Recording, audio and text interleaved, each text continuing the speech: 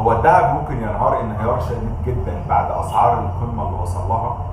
ده الفيديو الثاني من اسعار الذهب من سنه 1980 حتى الان.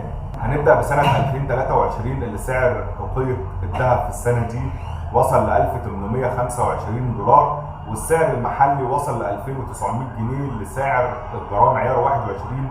والصعود المحلي ده كان بسبب ازمه الدولار في مصر ووصوله الى 30 جنيه تقريبا. بعد كده هندخل على 2024 ودي كانت مرحله جديده من نوعها خالص، لان الذهب في الوقت ده وصل الى 2800 دولار للأوقية، وكمان السعر المحلي وصل الى 4200. في السنه دي يا جماعه وصل فيها الدولار الى 70 جنيه و75 جنيه في الاسواق السوداء، وده اللي سبب ان الذهب وصل الى 4200.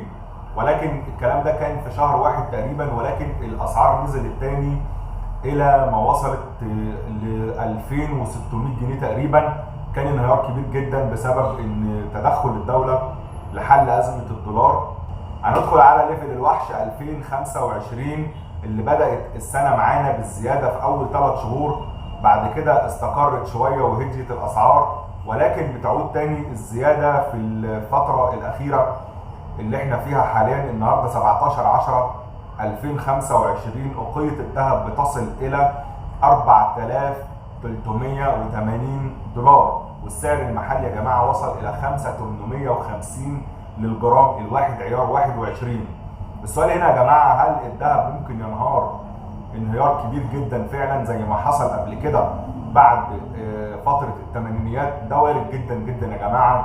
الذهب النهارده 4380 دولار للأوقية، وارد جدا ان الذهب ينهار انهيار كبير جدا، وخصوصا كمان ان احنا الحمد لله رب العالمين الدوله المصريه بدات تقف على حيلها وبدات تحل ازمه الدولار، والدولار بدا ينزل شيئا فشيئا.